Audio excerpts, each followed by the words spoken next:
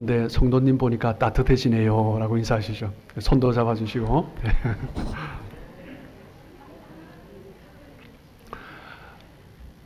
네, 우리는 지난 주일 예루살렘 성벽을 재건하는 느헤미야와 이스라엘 백성들에 대해서 함께 나누었습니다. 이스라엘 백성들을 향하여서 조롱하고 비방하는 산발락과 도비아의 그 일당 대적들을 향하여서 믿음의 사람들이 어떻게 반응해야 되는지 그것에 대해서 함께 나누었습니다. 믿음의 사람들이 함께 먼저 반응해야 되는 방법은 무엇입니까? 기도입니다. 대처 방법은 기도하는 것입니다. 느헤미야와 유대의 백성들은 기도하면서 하나님의 일을 멈추지 않고 진행해 갔던 것을 볼 수가 있습니다. 함께 나누고 있는 것처럼 느헤미야는 바사 제국의 특사로서 유대 총독으로 왔습니다. 그리고 느헤미야가 유대로 오게 될 때 바사 제국의 군대와 함께 왔습니다. 그 의미는 무엇이냐면 느헤미야의 명령이면 움직일 수 있는 바사 제국의 군대가 있다라는 거죠. 예루살렘의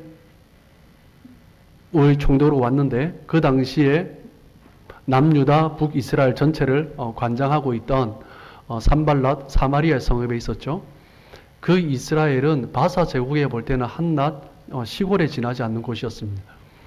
그 사마리아에 있던 산발랏을 향하여서 유대 총독으로 왔던 특사로 왔던 제국의 특사로 왔던 느헤미야가 제압하는 것은 너무나 쉬운 일이었다라고 볼 수가 있습니다. 그 군대를 이용하면 금방 제압할 수 있었죠. 그런데 느헤미야는 그렇게 하지 않았습니다. 느헤미야가 그 대적을 향하여서 대항하는 방법은 무엇입니까? 기도하는 것이었습니다. 무엇 때문입니까? 성벽, 하나님의 일을 하고 있기 때문입니다.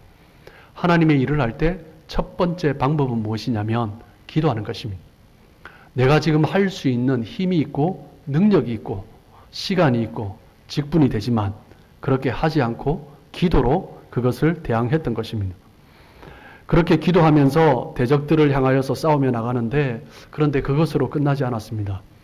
대적들이 물러나는 것 같은데 또 오는 거죠. 지속적으로 다시 공격해 오고 있습니다. 산발락과 도비아는 더 큰 음모를 꾸미고 유대 백성들을 공격해 옵니다. 우리 4장 7절 말씀 우리 다시 한번 읽도록 하겠습니다. 시작. 산발락과 도비아와 아라비아 사람들과 암몬 사람들과 아스도 사람들이 예루살렘 성이 중수되어 그 허물어진 틈이 메꾸어져 간다함을 듣고 심히 분노하여. 지금 남유다 예루살렘의 북쪽에 있는 사마리아 그곳에 있는 산발랏이 그리고 남쪽에 있는 아라비아 사람들과 동쪽에 있는 암몬 사람들과 서쪽에 있는 아스돗 블레셋 사람들과 연합하여서 함께 공격해 오는 것입니다. 7절 말씀 마지막에 보시면 산발락과 대적들은 심히 분노하며 지금 유대 백성들을 향하여서 공격해 오는 것입니다. 그리고 이 분노한다라는 단어는요. 지금 느헤미야 4장에서 두 번 쓰여지고 있습니다. 지난주에 함께 나누었던 것처럼 4장 1절에도 지금 사용되고 있습니다. 우리 4장 1절 말씀 다시 한번 읽어보도록 하겠습니다. 시작. 산발랏이 우리가 성을 건축한다함을 듣고 크게 분노하여 유대 사람들을 비웃으며. 이스라엘 백성들이 유다 사람들이 느헤미야가 성을 건축한다라고 할 때 지금 산발락과 도비아는 분노하면서 비웃으면서 지금 달려왔던 것입니다. 1절에서 사용된 분노와 7절에서 사용된 분노 한국말은 같지만 히브리어 단어는 다른 단어를 쓰고 있습니다. 1절에서 사용된 단어는 카스라는 단어인데 그 뜻은 성가시게 하다, 성가시다, 신경질 내다 이런 뜻이 있습니다. 이스라엘 백성들이 유대 백성들이 예루살렘 성벽을 건축하는 것 때문에 사마리아의 관리로서 그것이 성가신 거죠. 귀찮은 거죠. 그렇게 이제 화를 내고 분노하면서 조롱하고 비방하러 왔던 것입니다. 그런데 물러난 다음에 또 다시 보니까 또 그것을 계속 건축해 가는 것입니다. 그래서 이번에 또 분노하죠. 7절에서 사용된 분노라는 단어는 히브리어로 하라라는 단어를 쓰는데 그 의미는 무엇이냐면 발갛게 타오르다라는 뜻입니다. 발갛게 타오르면서 심히 노를 발하는 것입니다. 심히 노를 발하는 것입니다. 불타오르는 거죠. 분노가 벌겋게 불타올랐다라는 것을 의미하는 것을 볼 수가 있습니다. 산발락과 도비아는 이전보다 더 크게 분노하여서 연합군을 이끌고 이스라엘 백성들을, 유다 백성들을 포위를 했습니다. 북쪽에 산발락, 동쪽에 암몬, 남쪽에 아라비아, 서쪽에 블레셋, 아수돗, 이렇게 해서 연합하여서 포위를 했습니다. 사단의 모습을 볼 수가 있습니다. 처음에는 조롱하고 비방합니다. 그러다가 안 되니 세력을 형성하는 거죠. 불타오르는 분노를 주체하지 못하면서 연합군을 이끌고 공격해 오는 것입니다. 4장 8절 말씀입니다. 같이 읽습니다. 시작. 다 함께 깨하기를 예루살렘으로 가서 치고 그것을 요란하게 하자 하기로. 원수는 단순하지 않습니다. 꾀를 씁니다. 전략을 가지고 있다는 거죠. 연합하면서 공격을 합니다. 힘을 모아서 유대 백성들을 흔들고 있습니다. 수많은 수적 우세를 가지고 군대를 동원하여서 유대 사람들을 포위했습니다. 만약 그 연합군이 밀고 쳐들어온다면 유대 백성들은 이길 수가 없었습니다. 왜냐하면 성벽은 여전히 회파되어 있었습니다. 성벽이 없다는 것은 자기를 보호할 수가 없다는 것입니다. 여기에서 사단의 공격 전술을 볼 수 있습니다. 첫 번째는 뭐라고요? 조롱하고 비방하는 것입니다. 그것도 먹히지 않을 경우 두 번째, 세력을 형성해서 그 하나님의 백성들을 공격해 오는 것입니다. 그러나 느헤미야는 유대 백성들은 성벽 건축하는 것을 멈추지 않았습니다. 4장 9절 말씀입니다. 네, 다시 한번 읽겠습니다.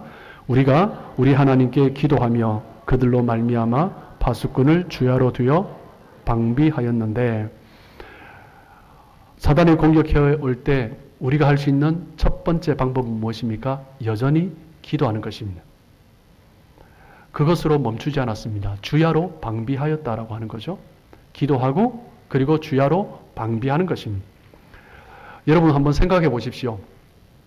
주야로 방비한들 사단이 수적 우세를 가지고 군대를 동원해서 연합해서 지금 쳐들어왔는데, 주야로 방비한들, 그리고 성벽은 아직 채 완성되지 않았는데 너무나 연약한 모습인데 사단이 쳐들어온다면, 공격해 온다면 이길 수가 없는 것입니다. 어떻게 당해낼 수가 있겠습니까? 막을 수 있는 상황이 아니었습니다. 그럼 어떻게 됩니까? 백성들의 마음이 흔들리기 시작하는 거죠. 우리가 이것을, 사단이 이렇게 공격해 오는데 우리가 감당해낼 수 있을까? 4장 10절 말씀입니다. 우리 같이 읽습니다. 시작. 유대 사람들은 이르기를 흙 무더기가 아직도 많거늘 짐을 나르는 자의 힘이 다 빠졌으니 우리가 성을 건축하지 못하리라 하고, 이스라엘 백성들은 낙담하기 시작합니다. 바벨론 포로로 끌려가고 성벽이 무너진 지 바벨론 포로 70년의 기간, 그리고 스룹바벨이 돌아오고 그 다음에 에스라가 돌아왔을 때 80년의 기간, 그리고 이제 느헤미야가 왔을 때 13년의 기간, 성벽이 무너진 지 163년의 시간이 흘렀습니다. 무너진 성벽 돌 무더기들이 이리저리 굴러다니죠. 여러분 광야 사막에서 그 모래바람이 불 때 그 성벽의 돌들은 어떻게 되었습니까? 흙 무더기에 덮여져 버렸겠죠. 여기저기에 아직도 흙 무더기가 가득한 것입니다. 이스라엘 백성들은 낙담하기 시작합니다. 일하는 사람은 힘이 빠지기 시작합니다. 잠시도 쉬지 않고 일을 했기 때문에 지칠 수밖에 없는 상황이었습니다.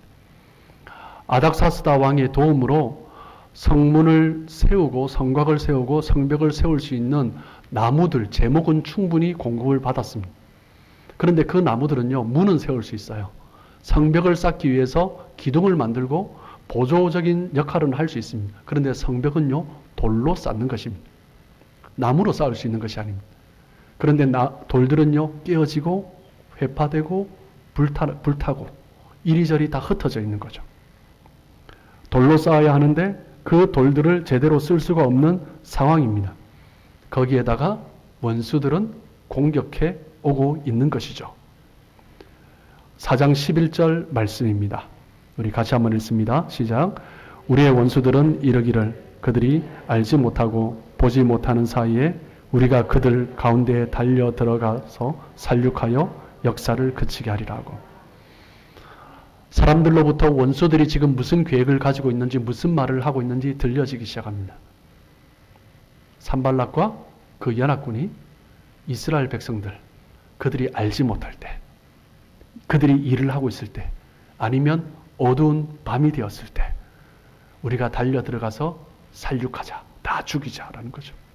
그리고 성벽 짓는 것을 멈추게 하자. 그런 말들이 들려오고 있습니다. 지속적으로 낙담할 수밖에 없는 소식들이 계속 들려오고 있는 것입니다.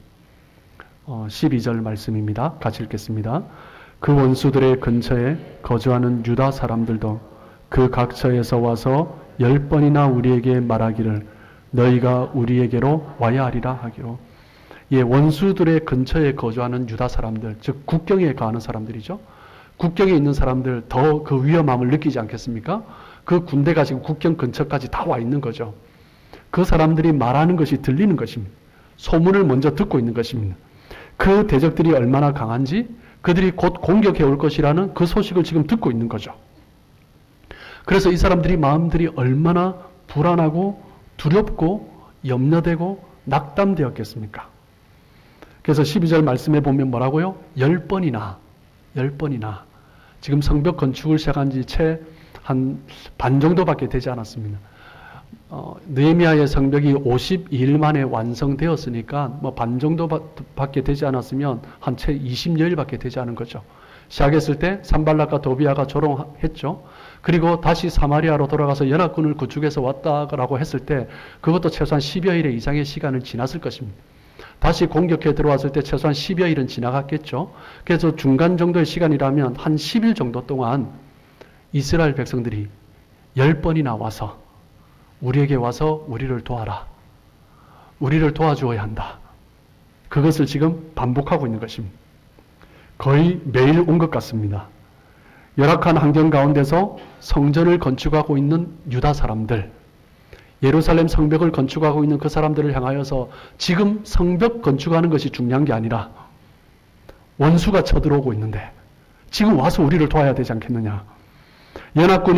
거대한 연합군이 이미 국경 근처에서 다 자리 잡고 있고 언제 공격해 올지 모르는데 성벽 건축을 멈추고 와서 우리를 도와달라고, 보호해달라고 10번이나 와서, 거의 매일 와서 그렇게 요청하고 있는 것입니다. 그 이야기를 들은 백성들은 어떤 마음이었겠습니까? 국경의 사람들도 불안했겠죠? 그리고 예루살렘에서 성벽을 건축하고 있는 사람들, 힘들고 지쳐있는 상황에서 그 이야기를 들으면 절망이 생기는 거죠. 두려움이 생기는 거죠. 염려가 생기는 거죠. 절망이 전염병처럼 온 유대 백성에게 퍼져나간 것입니다. 여러분, 두려움과 절망은요, 금방 퍼져버립니다.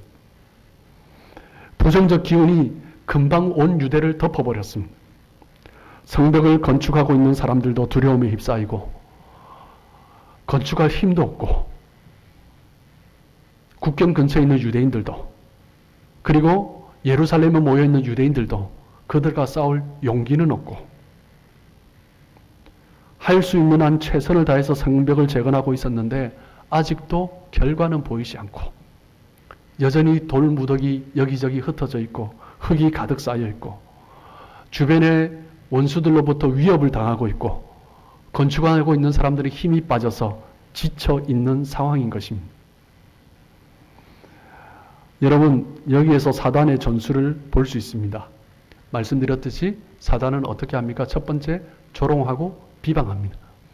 흔들리지 말아야죠. 예, 말로 조롱하고 비방하는 것입니다. 그것도 먹히지 않을 경우 사단은 어떻게 합니까? 세력을 형성해서 공격해 오는 것입니다.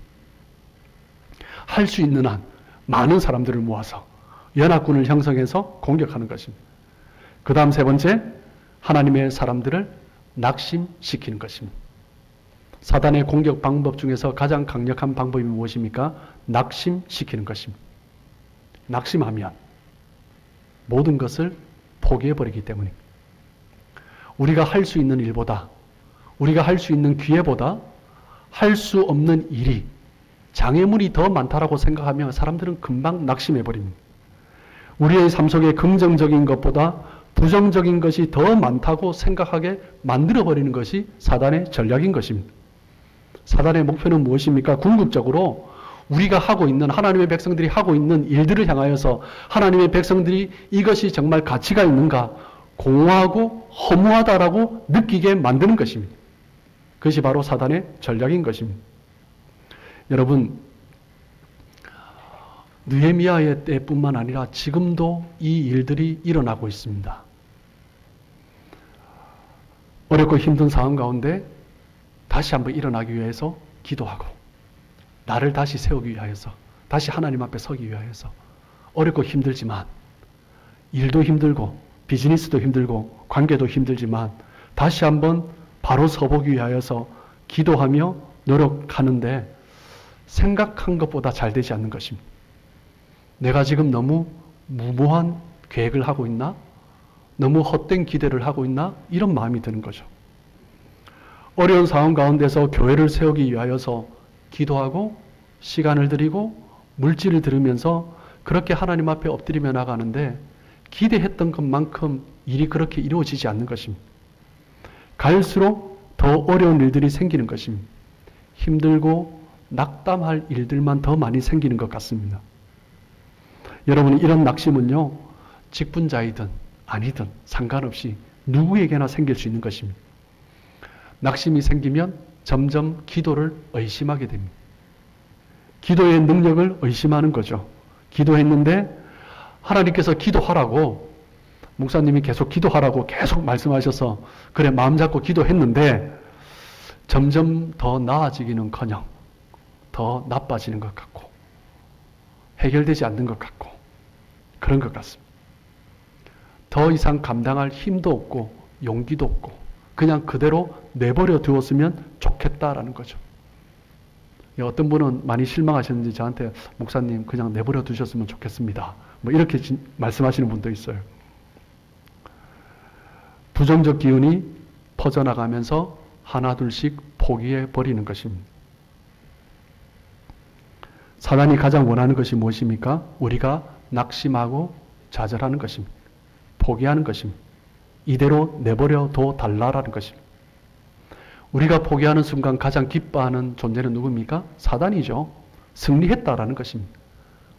포기하고 좌절하고 낙심하는 것은요, 그냥 사단으로 하여금 기쁨을 누리게 하는 것입니다. 사단이 기쁨을 누리도록 내버려 둬서는 되겠습니까? 네, 그럴 수 없죠. 그런데 사단이 이기고 있는 것 같을 때가 있습니다. 언제입니까? 예, 그것이 나타나는 증거가 있습니다. 현상이 있습니다. 무엇이냐면 방관자가 점점점 더 늘어나는 것입니다. 노력하며 섬기는 사람이 있는데 그 옆에서 구경하는 사람들이 더 많이 생기기 시작하는 것입니다. 열악한 환경 가운데서도 최선을 다해서 성벽을 보수하고 기도하고 그 자리를 지키며 하나님께서 맡기신 그 사명을 감당하기 위해서 밤낮 수고하며 달려가고 있는데 그 사람들을 향해서 달려와서 지금 그게 중요한 게 아니라 나를 보호해달라고, 우리를 보호해달라고 그렇게 말을 하는 것입니다. 열심히 노력하는 성도들을 바라보면서 그렇게 하면 안 된다고. 일을 하는 사람보다 옆에서 조언하는 사람이 하나둘씩 더 많아지는 것입니다. 방관자가 늘어나는 거죠. 사단이 지금 일하고 있는 것입니다. 여러분, 사단에게 이렇게 쉽게 승리를 내어주면 안 되는 것입니다. 비록 어떤 사람들은 그것이 의미 없다라고 말을 한다 할지라도 느헤미야는 그렇게 하지 않았습니다. 느헤미야는 또 기도했고 그리고 또 사람들에게 일을 맡기면서 어떻게 우리가 해야 될지 그 일들을 꾸준히 이루어 나가게 했던 것입니다. 느헤미야 4장 13절 말씀을 보시면 느헤미야는 먼저 공격받기 쉬운 성벽의 낮고 넓은 곳에 그 뒤에 백성들 종족을 따라서 칼과 창과 활을 가지고 서 있게 했습니다. 적들이 아무리 강하다 할지라도 한번 그래도 버텨보자라는 것입니다. 4장 14절 말씀을 보시면 느헤미야는 백성들을 돌아본 이후에 일어나서 귀족들과 민장들과 남은 백성에게 말하기를 뭐라고 합니까? 우리 같이 읽겠습니다. 너희는 그들을 두려워하지 말고 지극히 크시고 두려우신 주를 기억하고 너희 형제와 자녀와 아내와 집을 위하여 싸우라. 대적들을 두려워하지 말고 그들을 두려워하지 말고 무엇을 해야 됩니까? 지극히 크시고 두려우신 주를 기억하고 그리고 형제와 자녀와 아내들을 위하여서 싸우라. 여러분, 지금 이스라엘 백성들이 싸워서 이길 수 있는 상황이 아닙니다. 그런데 싸우라라고 하는 거죠. 대적들을 보면 두려운데 이길 수 없을 것 같은데 두려워하지 말고 싸우라. 그런데 여기서 중요한 핵심적인 메시지가 있습니다. 무엇입니까? 기억하고, 주를 기억하고. 우리는 할 수 없지만, 우리의 힘으로는 스스로 이길 수 없는 상황이지만, 이 위기의 순간 느헤미야가 외친 메시지가 무엇입니까? 주를 기억하라. 여러분, 하나님이 어떤 분이십니까? 하나님은 크고 두려우신 분이십니다. 능력 많으신 분이십니다. 아무리 소망 없는 상황이라 할지라도 하나님이 함께 계시면 이길 수 있는 것입니다. 하나님이 계시기 때문에 우리는 싸울 수 있는 것입니다. 어떤 꼬마가 골목을 가다가 자기를 괴롭히던 형들이 있어서 피해가려고 했는데 자기를 보자마자 갑자기 그 형들이 도망가는 거죠. 태권도를 다녔는데 이제 흰띠인데 내가 태권도 다닌 거 아나 싶어서 이제 어깨를 탁 펴가는데 뒤돌아보니까 아빠가 서 있는 것입니다. 나는 싸울 수 없죠. 그런데 아버지가 있으면, 하나님이 있으면 원수들은 도망가는 것입니다. 그래서 느헤미야는 선포하는 것입니다. 주를 기억하라. 모든 문제들 속에서, 그 어려운 상황 가운데서 우리가 한 가지 생각할 것, 주를 기억하라. 문제를 생각하고 문제를 말하고 문제점이 무엇인지 그것을 말하는 것이 아니라 주를 기억하라. 교회의 일이라 할지라도 하나님을 떠나 생각하면요, 그 일이 그냥 인간적인 일이 되는 것입니다. 하나님을 섬긴다고 하는데 그 일들을 풀어가는 방식이 다 사람들의 생각이면 주님 없이 이렇게 해야 된다 저렇게 해야 된다 하면 그냥 그 일은 사람의 일인 것입니다. 교회를 새롭게 세워가기 위해서 우리가 기억해야 될 한마디, 우리의 구호가 되었으면 좋겠습니다. 주를 기억하라. 주를 기억하고 끝까지 포기하지 않고 무장하고 있으면 원수는요, 도망갑니다. 4장 15절 말씀입니다. 우리 같이 읽겠습니다. 우리의 대적이 우리가 그들의 의도를 눈치챘다함을 들으니라. 하나님이 그들의 꾀를 패하셨으므로 우리가 다 성에 돌아와서 각각 일하였는데. 대적들은 하나님의 백성들을 쉽게 공격하지 못합니다. 하나님이 함께 계시기 때문이죠. 하나님이 함께 계시기 때문에 대적들은요, 하나둘씩 물러나는 것입니다. 하나님 앞에 기도하며 하나님을 의지하는 사람, 주변 환경이 아니라 하나님 붙들고 하나님 주신 그 사명을 붙드는 사람, 대적들은요, 감히 공격하지 못합니다. 하나님께서 그 백성을 붙들고 계시기 때문이죠. 그렇기 때문에 대적의 꾀는, 대적의 전략은 패하여지고 하나둘씩 물러가는 것입니다. 대적들이 물러갔지만 느헤미야는 그렇다고 느슨해지지 않았습니다. 16절 말씀입니다. 그때로부터, 그때가 언제입니까? 대적들이 패하여지고 꾀가 패하여지고 도망갔을 때입니다. 물러났을 때입니다. 원수가 공격하기를 포기한 그때로부터 느헤미야는 어떻게 했다고요? 자, 같이 읽습니다. 내 수하 사람들의 절반은 일하고 절반은 갑옷을 입고 창과 방패와 활을 가지고 민장은 온 유다 족속의 뒤에 있었으며. 대적들이 물러났지만 여전히 느헤미야는요, 그 백성들과 함께 수하 사람들과 함께 절반은 일하고 절반은 갑옷과 창과 활을 가지고 그렇게 지키고 보호하였던 것입니다. 그리고 민장들은 함께 뒤에서 서포트해 준 거죠. 그리고 17절 말씀을 보시면 모든 일하는 사람에게 어떻게 했습니까? 한 손에는 일을 하고 한 손에는 병기를 잡고. 결코 느슨해지지 않았습니다. 원수는 또 언제 공격해 올지 모르는 것입니다. 괜찮아진 것 같을 때, 원수가 물러난 것 같을 때 우리는 그냥 너무나 쉽게 느슨해져 버리는 것입니다. 기도하기를 멈춰버리는 것입니다. 원수의 공격에 그냥 무방비 상태가 되어버리는 것입니다. 그리고 18절 말씀에 보시면 느헤미야는 나팔 부는 자를 자기 곁에 세웁니다. 무엇 때문입니까? 그 이유는 20절 말씀에 나와 있습니다. 20절 말씀에 보시면 만일 대적이 공격해오면 나팔을 불어서 함께 방어하도록 하기 위한 것입니다. 오늘 본문의 마지막 부분은 4장 21절에서 23절까지의 말씀은요, 이스라엘 백성들이 얼마나 열심히 하나님 앞에서 맡은 사명을 감당했는지 그것을 보여주고 있습니다. 21절 말씀입니다. 동틀 때부터 별이 나기까지 창을 잡고 쉬지 않았습니다. 그렇게 일을 하면서 대적으로부터 자신들을 보호하면서 지켰습니다. 그리고 23절 말씀을 보시면 잘 때에도 사람들은 옷을 벗지 아니하였고 긴장을 풀지 않은 것입니다. 물을 기르러 갈 때도, 씻으러 갈 때도, 물을 기르러 갈 때도 병기를 붙잡고 그렇게 움직였던 것입니다. 느헤미야와 이스라엘 백성들은 대적들로부터 항상 방어할 준비를 하고 있었습니다. 그리고 성벽을 재건한 일도 결코 멈추지 않았습니다. 한 손으로는 일을 하고 한 손으로는 칼과 창과 활을 붙들고 있었던 것입니다. 이것이 바로 믿음으로 사는 사람들의 모습인 것입니다. 하나님의 일을 하면서 항상 대적들의 공격에부터 우리 자신을 지켜야 합니다. 지금도 대적은요, 우는 사자와 같이 삼킬 자를 찾아서 얼마나 헤매고 있는지 모릅니다. 우리가 말하는 것, 우리가 생각하는 것, 행동하는 이것들로 말미암아 얼마나 많은 대적들이 공격해 들어온지 모릅니다. 제가 이 교회, 저 교회 이야기를 들어보는데요, 문제없는 교회가 하나도 없습니다. 원수가 흔들지 않는, 대적이 흔들지 않는, 사단이 흔들지 않는 교회가 하나도 없습니다. 그런데 교회는 두 가지가 있습니다.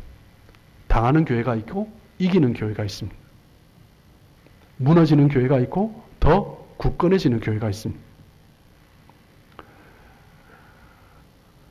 느헤미야와 유대 백성뿐만 아니라 지금도 마찬가지입니다. 대적은 오늘도 여전히 교회를 흔듭니다. 꾀를 내어서 이 방법 저 방법으로 교회를 흔드는 것입니다. 우리의 믿음을 흔드는 것입니다. 우리는 어떻게 원수의 공격을 방어할 수 있습니까? 이스라엘 백성들은 칼과 창으로, 이스라엘 백성들은 대적들을 방어했습니다. 우리는 무엇으로 방어할 수 있습니까? 우리는 전신갑주, 기도인 것입니다. 기도로 무장하며 하나님 앞에 하나님의 도우심을 구하며 나아가는 것입니다.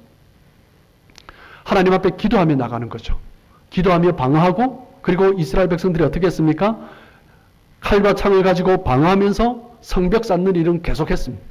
우리도 기도로 방어하면서 성벽을 쌓아가야 합니다.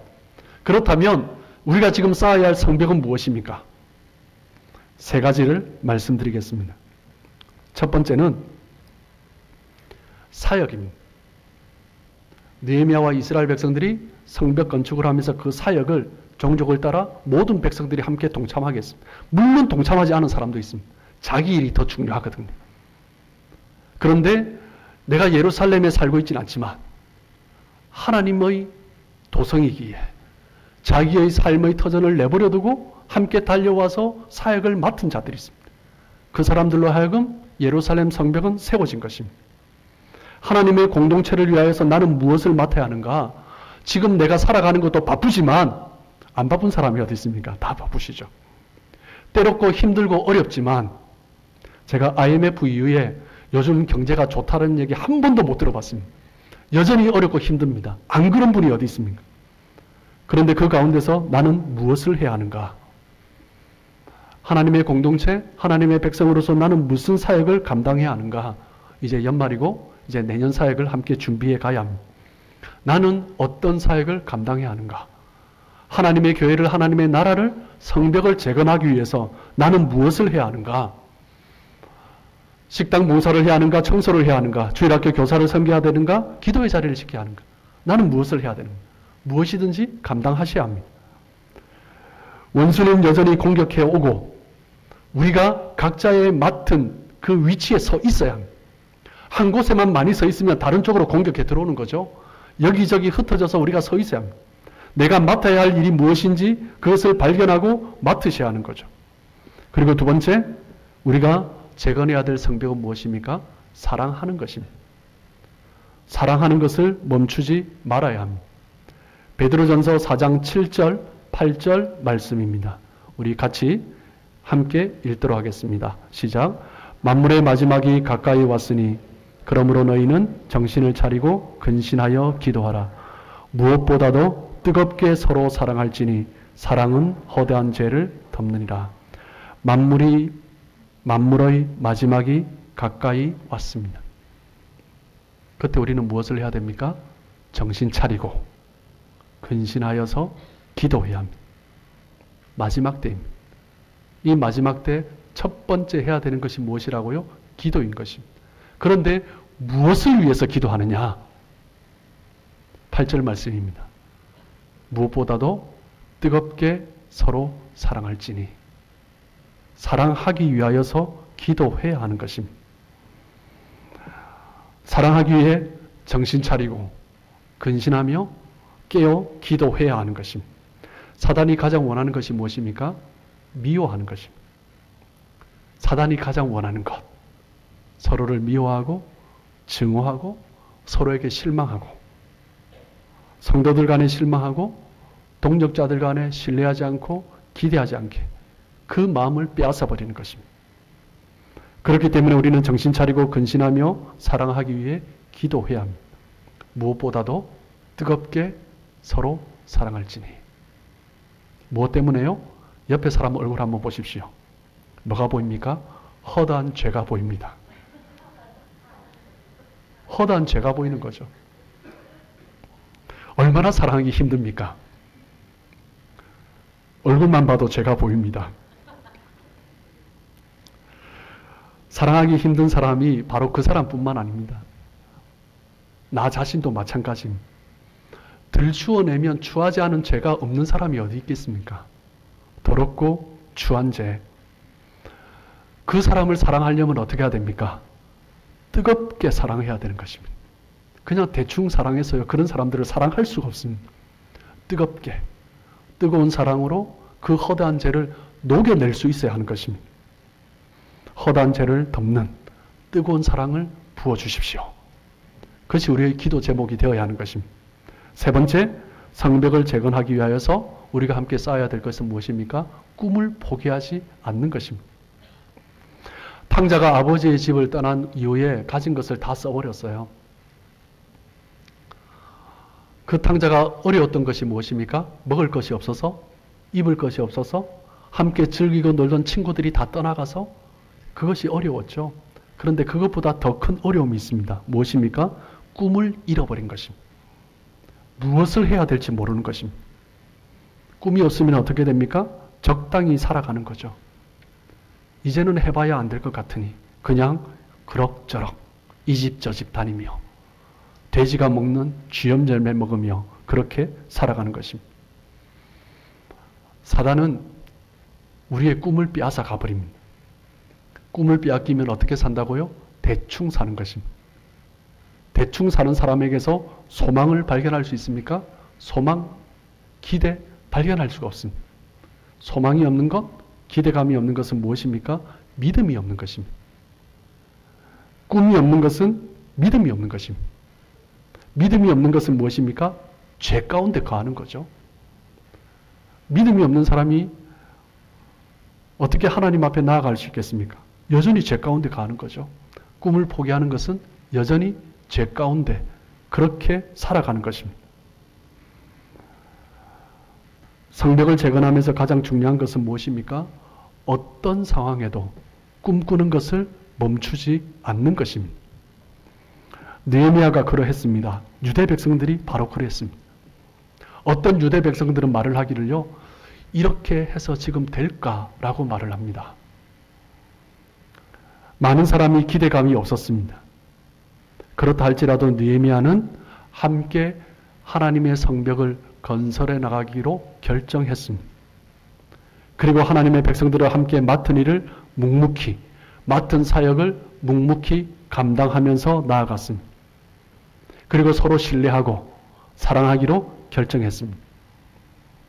여전히 눈에 보이는 것이 없지만 하나님께서 우리를 지키시고 예루살렘 성을 새롭게 하실 꿈을 포기하지 않았습니다. 그래서 성벽 재건을 52일 만에 마칠 수 있었던 것입니다. 여러분, 여전히 어려운 상황 가운데 계신 분이 있습니까? 문제가 너무 커 보입니까? 아무리 해결하려고 해도, 아무리 봐도 도무지 해결될 것 같지가 않습니까? 낙심의 상황에서 우리는 어떻게 해야 됩니까? 첫 번째, 무엇입니까? 기도하는 것입니다. 하나님 앞에 기도하며 나아가는 것입니다. 그리고 두 번째, 무엇을 해야 됩니까? 여전히 무너진 성벽을 재건해 가야 하는 것입니다. 이스라엘 백성들이 느헤미야가 함께 기도하며 눈에 보이지 않지만 여전히 어려운 상황이지만 그 성벽을 재건해 갔던 것처럼 우리가 재건해야 될 성벽이 무엇이라고요? 첫 번째, 사역을 멈추지 않는 것입니다. 교회 공동체를 세우기 위해서 각자에게 주신 그 사역을 감당해 가야 하는 것입니다. 두 번째, 하나님의 성벽을, 하나님의 나라를 세워가기 위해서 우리가 함께 세워가야 할 것이 무엇이라고요? 사랑을 멈추지 않는 것입니다. 사랑하기를 멈추지 않겠습니다. 세 번째, 성벽은 무엇입니까? 꿈을 쌓아가는 것입니다. 꿈을 꾸는 것입니다. 꿈을 포기하지 않는 것입니다. 나를 새롭게 하시고 나를 새롭게 세우시고 교회를 새롭게 세워가실 그 하나님을 기대하며 꿈꾸며 나가는 것입니다. 52일 만에 그렇게 하나님 앞에 꿈꾸며 나갔던 이스라엘 백성들이 성벽을 재건했던 것처럼 함께 주님 안에서 맡은 사역을 감당하고 서로 신뢰하고 사랑하며 하나님께서 이루어가실 그 놀라운 일들을 기대하며 나아갈 때 저희 교회 공동체 하나님께서 정말 더 아름답고 멋진 공동체로, 지금도 그렇지만 더 멋진 공동체로, 더 든든한 공동체로 세워갈 것을 믿습니다. 함께 기도하겠습니다. 하나님 참으로 감사합니다.